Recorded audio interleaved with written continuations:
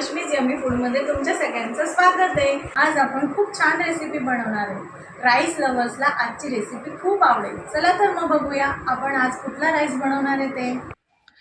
इथे मी 3 मीडियम साईजचे कांदे घेतलेत, ते उभे कापून घेतलेत आणि 3 मीडियम साईजचे टोमॅटो लालसर बघून घेतलेत, ते पण मी उभे कापून घेतलेत आणि एक मोठा चमचा आलं लसूणची पेस्ट घेतली आहे।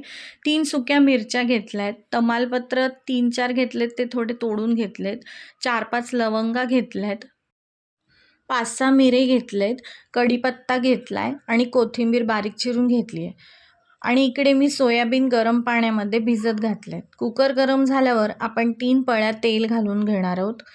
तेल चांगलं गरम झालं की त्यामध्ये आपण तमालपत्र टाकणार आहोत आधी, मग नंतरनं मी त्यामध्ये लवंगा टाकणार आहे, मग मिरी टाकणार आहे आणि मग आपल्या सुक्या मिरच्या घालणार आहे। हे छान थोडंसं परतवून झालं की मग त्यामध्ये मी कढीपत्ता घालणार आहे। मग आपण जो उभा चिरलेला कांदा होता तो यामध्ये घालून घेणार आहोत। कांदा चांगला परतवून घ्यायचा आहे आपल्याला, त्यामध्ये त्याचा कच्चापणा काढून घ्यायचा आहे। चांगला गुलाबी रंगावर तो परतला गेला पाहिजे। कांदा छान परतला गेला आणि लालसर रंगावर भाजला गेला की मग आपण त्यामध्ये उभे चिरलेले जे टोमॅटो आहेत ते घालून घेणार आहोत। टोमॅटो पण आपल्याला थोडे मऊ होईपर्यंत परतवून घ्यायचे आहेत। मग त्यामध्ये आपण जी मोठा 1 चमचा आलं लसूण पेस्ट घेतली आहे ती घालणार आहोत आणि ती पण छान परतवून घेऊ। मग त्यामध्ये अर्धा चमचा हळद, 1 चमचा लाल तिखट आणि मी इकडे गरम मसाला आमचा घरगुती आहे तो 2 चमचे घालणार आहे आणि बिर्याणी मसाला 3 चमचे, हा सुद्धा आम्ही घरी बनवतो। मंद गॅसवर सुके मसाले चांगले परतले गेले पाहिजेत, म्हणजे आपल्या मसाल्यांचा फ्लेवर चांगला उतरतो।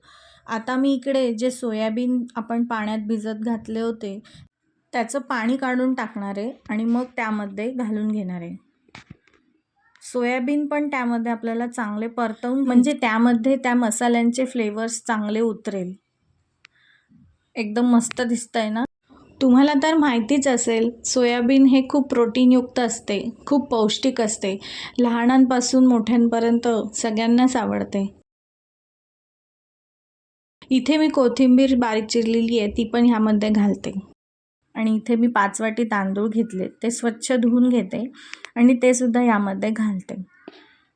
तांदूळ आपल्याला यामध्ये छान परतवून घ्यायचा आहे, पाणी घालायची अजिबात घाई करायची नाही।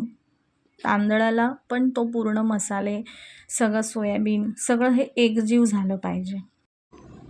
लो टू मीडियम गॅसवर ते आपण चांगलं परतवून घ्यायचं आहे।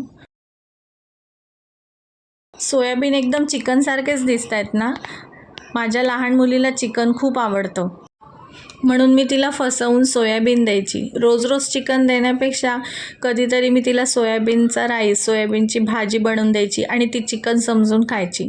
तुम्ही पण असं कधी करता का? कमेंट करून नक्की सांगा।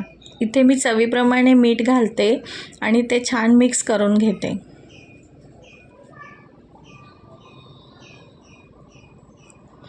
आपला राईस आता छान परतला गेला आहे। आता आपण त्यामध्ये आपल्या तांदळाच्या अंदाजाप्रमाणे पाणी घालून घेऊया। माझा राईस हा कोलम राईस आहे, म्हणून मी इथे त्याच्या अंदाजाप्रमाणे 5 वाट्याला 3 ते 3.5 ग्लास पाणी घालून घेते, कारण आपल्याला तांदूळ हा मोकळा शिजवून घ्यायचा आहे। तुम्ही तुमच्या तांदळाच्या अंदाजाने पाणी घालून घेऊ शकता आणि तो पाणी घालून झाल्यावर मी हे छान ढवळून घेते आणि मग चांगली उकळी काढून घेऊ। इथे आपल्या राईसला चांगली उकळी आली आहे। आता आपण हे चांगलं ढवळून घेऊ आणि मग झाकण लावून ह्याच्या 3 ते 4 शिट्ट्या काढून घेऊ। इथे मी पाण्याला का उकळी काढून घेतली, कारण कधी काय होतं, आपल्या वरच्याच राईसला फक्त मसाला लागला जातो आणि खाली मसाला लागत नाही, म्हणून उकळी काढल्यामुळे आपल्या पूर्ण राईसला एकसारखा मसाला लागला जातो। आता इथे आपण झाकण लावून कुकरच्या 3-4 शिट्ट्या काढून घेऊ आणि मग भेटू।